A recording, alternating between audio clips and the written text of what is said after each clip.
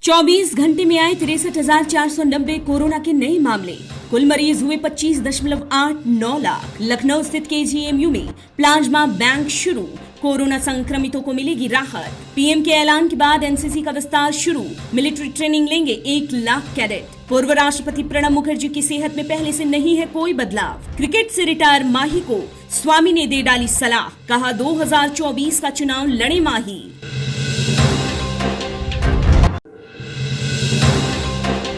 देश में कोरोना संक्रमित मरीजों की लगातार बढ़ोतरी हो रही है। केंद्रीय स्वास्थ्य मंत्रालय की तरफ से रविवार को बताया गया कि देश में 25.89 लाख संक्रमितों की संख्या हो चुकी है और पिछले 24 घंटे में 63,490 नए कोरोना वायरस के संक्रमण के मामले सामने आए हैं।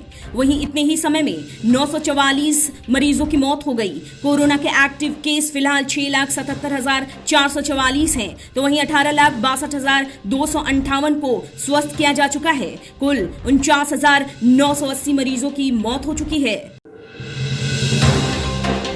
यूपी का पहला प्लाज्मा बैंक स्थापित कर लिया गया है। लखनऊ स्थित केजीएमयू के ट्रांसफ्यूजन मेडिसिन विभाग में प्लाज्मा बैंक शुरू कर लिया गया है। वीडियो कॉन्फ्रेंसिंग के जरिए प्रदेश की राज्यपाल आनंदीबेन पटेल ने इस प्लाज्मा बैंक का उद्घाटन किया। इस दौरान उन्होंने कहा कि प्लाज्मा थेरेपी कोरोना काल में कारगर है। संक्रमण से मुक्त हो चुके लोगों को प्लाज्मा डोनेशन के लिए प्रेरित करना चाहिए। पीएम नरेंद्र मोदी के ऐलान के बाद राष्ट्रीय कैडेट कोर का विस्तार शुरू कर दिया गया है। एनसीसी के विस्तार के प्लान को रक्षा मंत्री राजनाथ सिंह ने मंजूरी दे दी। बॉर्डर और तटीय जिलों से एनसीसी के विस्तार के तहत 1 लाख कैडेट्स को इस संगठन में जोड़ा जाएगा, जिसमें 33,000 की संख्या में लड़कियां होंगी। राज्य सरकारों की मदद से रक्षा मंत्रालय ने तटीय और सीमावर्ती जिलों में 1,000 स्कूलों की पहचान की है, जिनमें से एनसीसी के कैडेट्स चुने जाएंगे।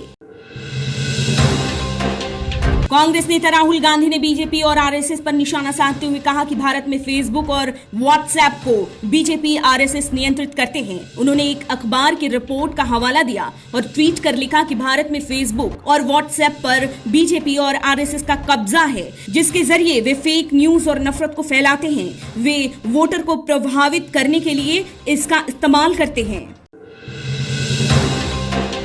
पूर्व राष्ट्रपति प्रणब मुखर्जी की सेहत पहले जैसी ही बनी हुई है। पहले से कोई भी बदलाव उनकी सेहत में नहीं है। वे अब भी वेंटिलेटर सपोर्ट पर हैं। दिल्ली कैंट के army research and referral hospital में उनका इलाज डॉक्टरों की एक टीम कर रही है। खून के एक थक्के को हटाने के लिए 84 साल के प्रणब मुखर्जी के मस्तिष्क का ऑपरेशन किया गया था। साथ ही उनका कोरोना टेस्ट भी पॉजिटिव आया है। पश्चिम बंगाल के राज्यपाल जगदीप धनखड़ का सनसनीखेज आरोप है कि कोलकाता के राजभवन की निगरानी हो रही है। उन्होंने कहा कि भारी मन से उन्हें कहना पड़ रहा है कि सर्विलांस पर है राजभवन। ऐसा कैसे हो सकता है? राज्यपाल ने कहा कि सर्विलांस को किसी हालत में वो बर्दाश्त तो नहीं करेंगे। ऐसा करने वालों को सजा मिलनी चाहिए। बिहार में विधानसभा चुनाव से पहले राष्ट्रीय जनता दल पार्टी ने अपने 3 विधायकों प्रेमा चौधरी, महेश्वर यादव और फराज फातमी को आरजेडी प्रमुख लालू प्रसाद यादव के निर्देशन पर निष्कासित कर दिया है। ये तीनों अब आने वाला विधानसभा चुनाव आरजेडी से नहीं लड़ पाएंगे। पार्टी विरोधी एक्टिविटी में शामिल होने का आरजेडी ने इन तीनों पर आरोप लगाते हुए इन्हें 6 साल के लिए निष्कासित करने का निर्णय लिया। कोरोना वायरस की पहली वैक्सीन बनाने का दावा कर रहे रूस ने अपनी इस वैक्सीन की पहली खेप का प्रोडक्शन पूरा कर लिया। रूस ने पहली खेप पुतिन के ऐलान के 4 दिन बाद ही तैयार कर ली। वहीं रूस की स्पुतनिक वी नाम की वैक्सीन पर अमेरिका समेत कई देश भरोसा नहीं कर रहे हैं और कई सवाल खड़े कर रहे हैं। वहीं रूस की वैक्सीन को अभी विश्व स्वास्थ्य संगठन ने भी अपनी मंजूरी नहीं दी है।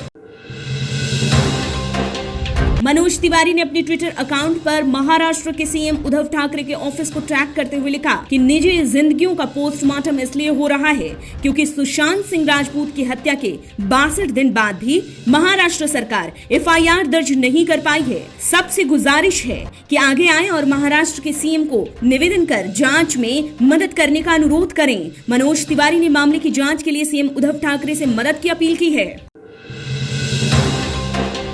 टीम इंडिया के पूर्व कप्तान महेंद्र सिंह धोनी ने रिटायरमेंट की घोषणा की, जिसके बाद बीजेपी के राज्यसभा सांसद सुब्रमण्यम स्वामी ने उन्हें सलाह दे डाली कि वे 2024 का चुनाव लड़ें। स्वामी ने ट्वीट कर माही के लिए लिखा कि क्रिकेट से MS धोनी रिटायर हो रहे हैं, न कि किसी और चीज से।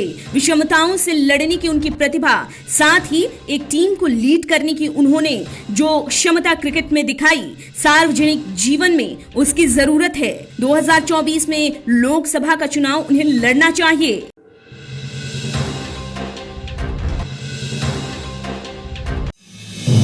आप देख रहे हैं नेट्रिक न्यूज, साहस सच कहने का।